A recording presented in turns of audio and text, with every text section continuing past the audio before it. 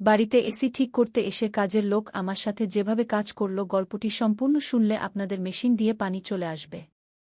আপনারা হাতের কাজ করতে বাধ্য হবেন এবং হাতের কাজ করার আগে হাতের কাছে অবশ্যই টিস্যু রাখবেন। হ্যালো বন্ধুরা, আমার নাম রিয়া। আমি ২৬ বছর বয়সী, আমার গায়ের রং ফর্সা। লম্বা কালো চুল যা আমার কোমরের নিচে থাকে। আমার চোখ, হ্যাঁ, সেগুলো একটু মাদকতার স্বরূপ, আমার কলেজের বন্ধুরা এমনটাই বলত। আর আমার ফিগার, এতটুকু বলি, যখন আমি জিন্স আর টপ পরে কলেজে যেতাম ছেলেরা ঘুরে ঘুরে তাকাত। কিন্তু আমি সেই ধরনের মেয়ে নই যে কারও প্রশংসায় গলে যায়। আমি দিল্লিতে থাকি। আমার পরিবার একদম সাধারণ মধ্যবিত্ত পরিবার। বাবা সরকারি অফিসে কেরানি, সবসময় ফাইল আর মিটিংয়ে ডুবে থাকেন। মা গৃহিণী, আর ঘর সামলাতেই তার জীবন কেটে যায়। আমার দাদিও আমাদের সঙ্গে থাকেন, তিনি বাড়ির সবচেয়ে কড়া পুলিশ, ছোটবড় সব বিষয়ে তার নজর থাকে। আর হ্যাঁ, আমার একটি ছোট ভাইও আছে যে স্কুলে পড়ে। আমি একটি প্রাইভেট কলেজে এমএ করছি। কলেজের জীবন আমাকে অনেক কিছু শিখিয়েছে। সেখানে বন্ধুদের সংসর্গে আমি একটু বেপরোয়া হয়ে গিয়েছিলাম, হয়তো একটু বেশি করেই। কলেজে ছেলেদের সঙ্গে ফ্লার্ট করা, রাত পর্যন্ত পার্টিতে যাওয়া, আর একটু মজা করা আমার জীবনের অংশ হয়ে গিয়েছিল। বছরটা ছিল যখন গ্রীষ্ম তার চরমে, দিল্লির রাস্তায় রোদ এমন জ্বলছিল যে মনে হচ্ছিল আকাশ থেকে আগুন বৃষ্টি হচ্ছে। কলেজের ছুটি শুরু হয়ে গিয়েছিল, আর আমি বাড়িতেই ছিলাম, বাইরে বেরোতে মন চাইছিল না। গরমের কারণে আমি বেশিরভাগ সময় আমার রুমে এসি চালিয়ে বসে থাকতাম। আমাদের বাড়ির এসি গত কয়েকদিন ঠিকভাবে কাজ করছিল না, বাতাস বেরোতো ঠিকই কিন্তু ঠান্ডা ছিল না। মা কয়েকবার বাবাকে বলেছিলেন, এসির সার্ভিস করিয়ে নাও, গরমে থাকা যাচ্ছে না। কিন্তু বাবা তার অফিসের কাজে এত ব্যস্ত ছিলেন যে বিষয়টা পিছিয়ে যাচ্ছিল। এক সকালে বাবা অফিসে যাচ্ছিলেন, মা আবার মনে করিয়ে দিলেন, শোনো, আজ এসিরওয়ালাকে ডেকে নাও। বাবা হ্যাঁ বলে মাথা নাড়লেন, আর পকেট থেকে ফোন বের করে একটি নম্বর ডায়াল করলেন। সেই নম্বর ছিল বিজয়ের। বিজয় আমাদের এলাকায় এসি, ফ্রিজ আর ওয়াশিং মেশিন ঠিক করার কাজ করত। বাবা তাকে বললেন, বিজয় ভাই, আজ দুপুরের মধ্যে চলে এসো, এসির সার্ভিস করতে হবে। আমি সেই সময় আমার রুমে ছিলাম, বাবার কথা শুনলাম কিন্তু বেশি মনোযোগ দিইনি। আমি আমার ফোনে ইনস্টাগ্রাম স্ক্রোল করছিলাম। গরমের কারণে আমি একটি ঢিলা টপ আর শর্টস পরেছিলাম। আমার চুল উঁচু করে বাঁধা ছিল। দুপুরের দিকে 2:12 বাজে। আমি, মা আর দাদি লাঞ্চ সেরে ফেলেছি। মা রান্নাঘরে বাসন মাজছিলেন, আর দাদি তার চারপাইয়ে বসে রামায়ণ পড়ছিলেন। আমার ভাই বন্ধুদের সাথে ক্রিকেট খেলতে গিয়েছিল।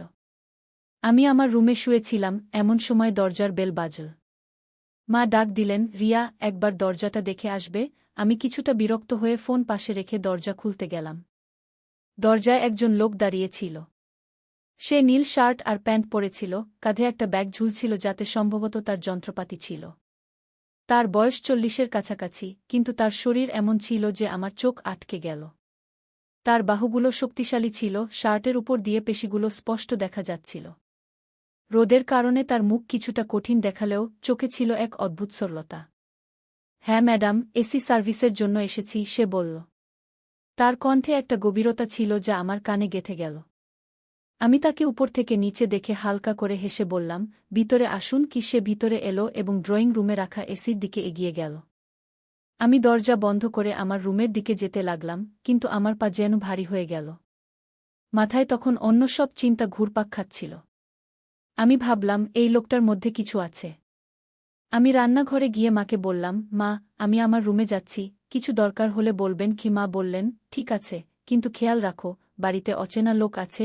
আমি হেসে বললাম, মা, বাবা ডেকেছে, কি হবে? কিন্তু মনে তখন অন্য কথা। আমি রুমে গেলাম, কিন্তু দরজা একটু খুলে রেখে দিলাম। সেখান থেকে ড্রয়িং রুমে সেই লোকটিকে স্পষ্ট দেখতে পাচ্ছিলাম। সে তার ব্যাগ খুলে এসির সার্ভিস শুরু করল। তার শার্টের হাতা গুটানো ছিল, কাজ করার সময় পেশিগুলো ফুলে উঠছিল। আমি চুপি চুপি তাকে দেখছিলাম। আমার বুকটা একটু দ্রুত কাঁপতে লাগল। বিজয় তার কাজে মগ্ন ছিল। সে এসির ফিল্টার খুলে তা পরিষ্কার করার জন্য একটা কাপড় চাইল। ড্রয়িং রুম থেকে সে ডাক দিল, কেউ আছেন? একটা কাপড় দিন তো। আমি সুযোগ পেয়ে গেলাম। রুম থেকে বেরিয়ে রান্নাঘর থেকে একটা পরিষ্কার কাপড় নিয়ে তার কাছে গেলাম। কাপড় দিতে গিয়ে ইচ্ছে করে আমার আঙুল তার হাত স্পর্শ করল। তার হাত ছিল গরম আর শক্ত। আমার হৃদস্পন্দন আরও বেড়ে গেল। কিন্তু বিজয় কোনো বিশেষ প্রতিক্রিয়া দেখাল না। সে কাপড় নিয়ে ধন্যবাদ জানিয়ে আবার কাজে লেগে গেল। আমি একটু রাগ হলাম, ভাবলাম এত সোজা কি করে হতে পারে। আমি আবার রুমের দিকে চলে গেলাম, কিন্তু এবার আমার টপ একটু আরও ঢিলা করে নিলাম। ভাবলাম যদি এটা ইশারা না বুঝে তবে আরও কিছু করতে হবে। আমি আবার ড্রয়িং রুমে গেলাম এবং অকারণে সেখানে রাখা ম্যাগাজিন তুলতে লাগলাম। ম্যাগাজিন তোলার সময় ইচ্ছে করে একটু ঝুঁকলাম যাতে বিজয়ের নজর আমার দিকে পড়ে, কিন্তু সে তার কাজে এতটাই মগ্ন ছিল যে আমার দিকে তাকায়ও নাই। এবার আমি একটু চ্যালেঞ্জ অনুভব করলাম। ভাবলাম দেখি তুমি কতটা সোজা থাকতে পারো। বিজয় কাজ শেষ করে এসি চেক করার জন্য চালু করল। ঠান্ডা হাওয়া বেরুতে লাগল। সে মাকে ডেকে বলল, ভাবি কাজ হয়ে গেছে, এখন ঠিক আছে কি? মা খুশি হয়ে বললেন, বাহ বিজয় ভাই, আপনি তো কামাল। কত টাকা হলো? বিজয় বলল, ৫০০ টাকা। আমি সুযোগ নিয়ে মাকে বললাম, মা আমি দিয়ে দিচ্ছি। আমি আমার পার্স থেকে টাকা বের করে বিজয়কে দিতে গিয়ে আবার তার হাত স্পর্শ করলাম। এবার একটু বেশিক্ষণ ধরে রাখলাম এবং হালকা করে হাসলাম। বিজয় টাকা নিয়ে ব্যাগ তুলে যেতে লাগল। সে আমার হাসি উপেক্ষা করে মাকে বলল, কোনো সমস্যা হলে জানাবেন। আমি দরজা পর্যন্ত তাকে ছেড়ে দিলাম। সে বাইরে বেরোতেই আমি একটা গভীর শ্বাস নিলাম। আমার বুক তখন জোরে ধড়ফড় করছিল। বিজয়ের মুখ, তার কণ্ঠ, তার শরীর, সবকিছু আমার মাথায় ঘুরছিল। আমি রুমে গিয়ে বিছানায় শুয়ে পড়লাম। ভাবলাম এই লোকটাকে আমাকে আবার দেখতে হবে। বিজয় চলে যাওয়ার পর আমার মন অস্থির হয়ে উঠল। বারবার সেই মুহূর্তটা মনে করতে লাগলাম যখন আমি তার হাত স্পর্শ করেছিলাম। তার গরম স্পর্শ, তার শক্ত বাহু, সবকিছু আমার মাথায় ভর করে গেল। কলেজের ছুটির কারণে আমার বাইরে যাওয়া বন্ধ ছিল। আমার বন্ধু, আমার মজা, সবকিছু গরমের কারণে থমকে গিয়েছিল। আর এখন বিজয় আমার কল্পনার কেন্দ্রবিন্দু হয়ে উঠল। আমি ভাবলাম যদি আমাকে বিজয়কে আবার দেখতে হয় তবে কোনো অজুহাত দরকার। পরের দিন সকালে আমি এসির প্লাগ খুলে তাতে একটু পানি ঢেলে দিলাম। এরপর মাকে অভিযোগ করলাম, মা এসি আবার খারাপ হয়ে গেছে, রাতে ঠান্ডা হাওয়া আসছিল না। মা বিরক্ত হয়ে বললেন, এখনই তো সার্ভিস হলো, চলো বিজয়কে আবার ডাকো। আমি মনে মনে হাসলাম, হ্যাঁ মা, আপনি বাবাকে বলুন। বাবা বিজয়কে। তাকে ফোন করে আবার ডাকলাম। এবার আমি আগে থেকে প্রস্তুতি নিয়ে রেখেছিলাম। আমি হালকা মেকআপ করলাম এবং একটু টাইট একটি ড্রেস পরলাম। আমি চাইছিলাম বিজয়ের দৃষ্টি আমার দিকে আকর্ষণ হোক। বিজয় দুপুরে আবার এল। আমি দরজা খুলে তাকে মিষ্টি হাসি দিয়ে ভিতরে ডাকলাম। সে তার সেই সহজ সরল উত্তর দিল, জি। এসিতে কি সমস্যা? আমি কৃত্রিমভাবে সমস্যা দেখিয়ে বললাম, জানি না, কাল রাত থেকে একদম ঠান্ডা করছে না। বিজয় এসি চেক করে দেখল, তাতে পানি ভরে গেছে। সে মাকে বলল, ভাবি এতে পানি চলে গেছে, হয়তো কেউ ভুল করে ঢেলে দিয়েছে। আমি মিথ্যা নির্দোষতা দেখিয়ে বললাম, আরে এটা কিভাবে হলো? হয়তো আমি ভুলে কিছু করে ফেলেছি। বিজয় কোনো সন্দেহ করল না এবং কাজ শুরু করে দিল। আমি আবার লুকিয়ে লুকিয়ে তাকে দেখতে লাগলাম। এবার আমি এক গ্লাস পানি নিয়ে তাকে দেওয়ার বাহানায় তার কাছে গেলাম। পানি দিতে গিয়ে আমি ইচ্ছে করে গ্লাসটি একটু নড়ালাম যাতে পানি তার শার্টে পড়ে যায়।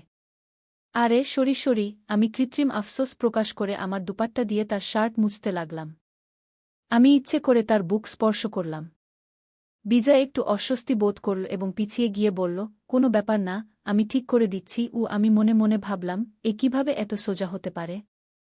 আমার মন এখন বিজয় ছাড়া শান্তি পাচ্ছিল না। তারপর পরের সপ্তাহে আমি ওয়াশিং মেশিন ইচ্ছে করে খারাপ করে দিলাম। পাইপটি আলগা করে দিলাম যাতে তা পানি লিক করতে থাকে। মাকে অভিযোগ করলাম এবং তিনি বাবাকে বলে বিজয়কে আবার ডাকলেন। আমার মনে এক অদ্ভুত অস্থিরতা ছিল। আমি চাইছিলাম বিজয় আমার দিকে মনোযোগ দিক, আমার কথা বুঝুক। কিন্তু সে প্রতিবারের মতোই সহজ সরল রয়ে গেল। যখন বিজয় এল, আমি দরজা খুললাম। আমি একটি টাইট কুর্তি এবং জিন্স পরেছিলাম, হালকা মেকআপ এবং আমার চুল খোলা ছিল। তাকে দেখে হেসে বললাম, আইয়ে বিজয় ভাইয়া, এবার ওয়াশিং মেশিন খারাপ হয়ে গেছে। বিজয় তার সেই সহজ সরল হাসি দিল এবং বলল, জি দেখাই তো কি সমস্যা। আমি তাকে ওয়াশিং মেশিনের কাছে নিয়ে গেলাম। সে কাজে ব্যস্ত হয়ে পড়ল। আমি তার চারপাশে ঘুরতে লাগলাম, কখনো তাকে পানির গ্লাস দেওয়ার অজুহাতে, কখনো অকারণে কিছু জিজ্ঞাসার বাহানায়।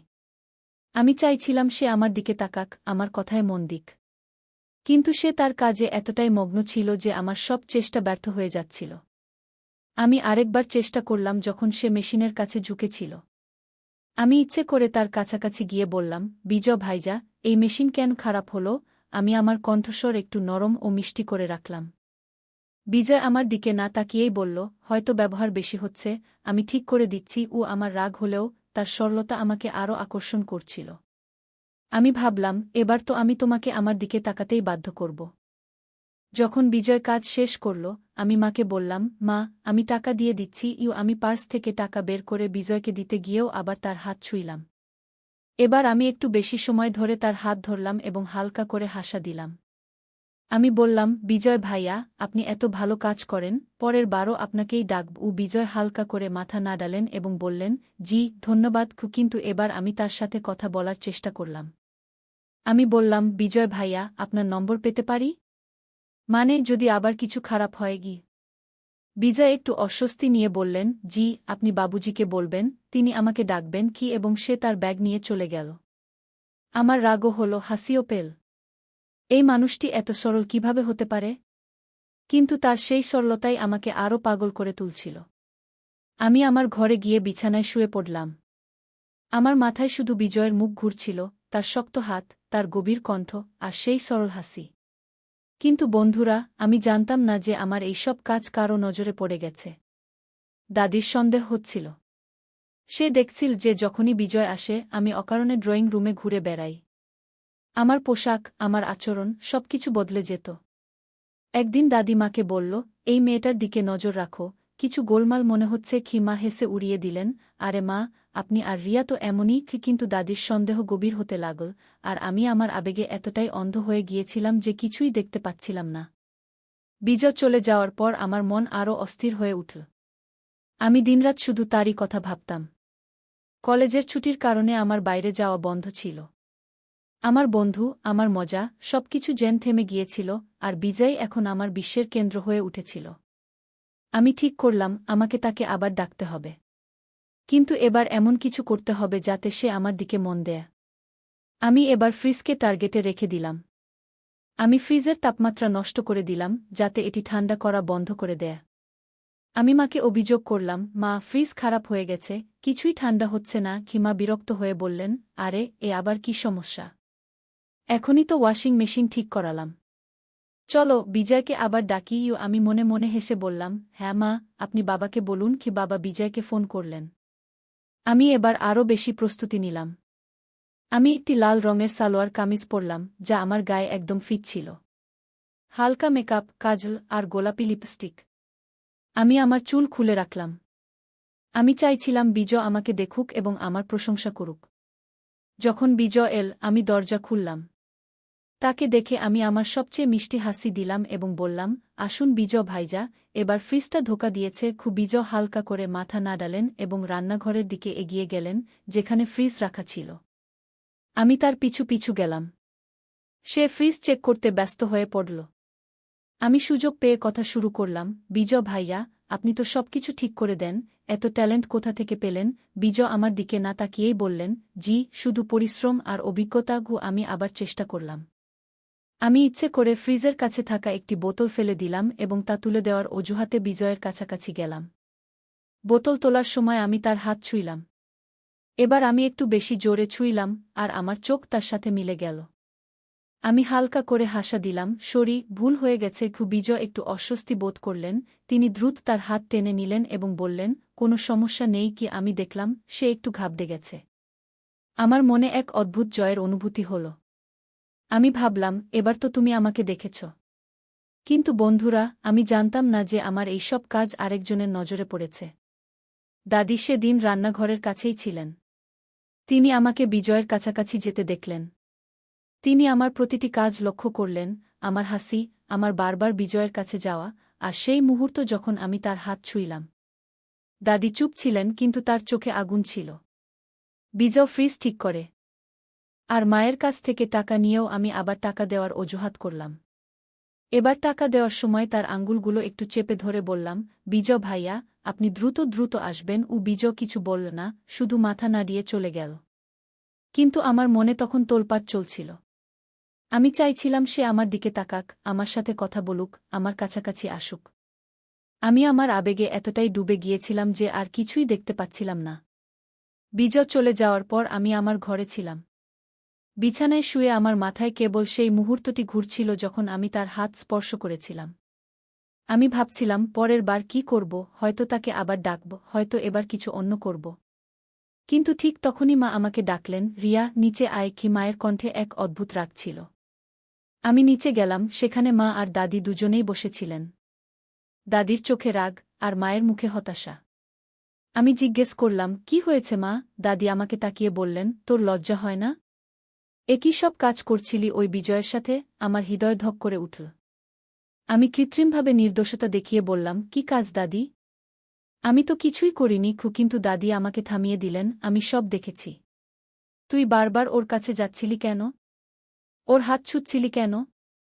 একই সব তামাশা লাগিয়ে রেখেছিস। মাও রেগে বললেন, রিয়া, তুই কলেজে পড়িস, কিন্তু এর মানে এই না যে তুই এমন সব কাজ করবি। আমরা তোকে এত স্বাধীনতা দিয়েছি, আর তুই এসব করছিস। আমি চুপ ছিলাম, আমার কোনো উত্তর ছিল না। ভাবলাম হয়তো ক্ষমা চেয়ে নিই, তাহলে কথা শেষ হয়ে যাবে।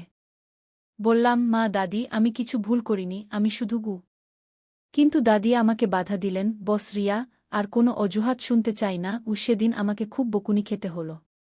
মা আর দাদি আমাকে স্পষ্টভাবে সতর্ক করলেন যে যদি আবার এমন কাজ করি, তাহলে তারা বাবাকে বলবে।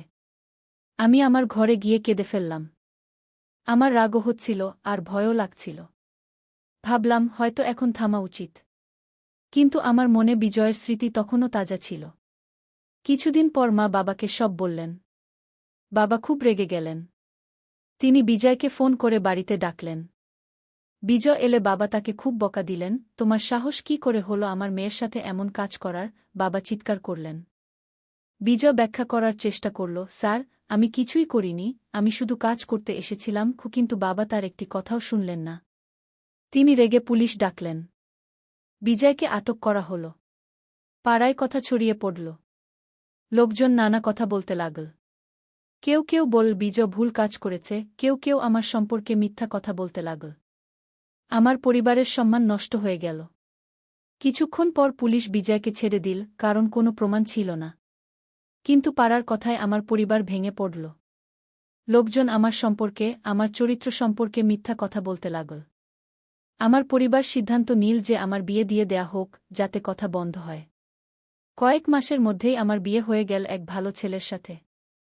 সে আমাকে খুব ভালোবাসত, আর আমিও আমার জীবনকে নতুন করে শুরু করার সিদ্ধান্ত নিলাম। কিন্তু পাড়ার কথায় অতিষ্ঠ হয়ে আমাদের দিল্লি ছেড়ে অন্য শহরে যেতে হল। নতুন শহর, নতুন বাড়ি, নতুন জীবন, সব বদলে গেল। আমি আজও সেই গ্রীষ্মের ছুটির দিনগুলো মনে করি, সেই ভুলগুলো, সেই আবেগ। আমি আমার যৌবন আর স্বাধীনতার ভুল ব্যবহার করেছিলাম, আর তার মূল্য আমার পুরো পরিবারকে দিতে হল। কিন্তু বন্ধুরা, আমি আমার ভুল থেকে অনেক কিছু শিখেছি, আর আজ আমি চাই আপনিও আমার গল্প থেকে শিখুন।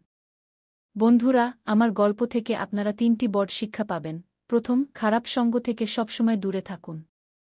আমার কলেজের বন্ধুরা আমাকে নির্ভীক বানিয়েছিল, কিন্তু সেই নির্ভীকতা আমাকে ভুল পথে নিয়ে গিয়েছিল। দ্বিতীয়, নিজের ইচ্ছাগুলো নিয়ন্ত্রণে রাখুন। আমি আমার আবেগ নিয়ন্ত্রণ করতে পারিনি, আর তার ফল আমার পরিবারকে ভোগ করতে হল। তৃতীয়, পরিবারের সম্মান সবচেয়ে বড়।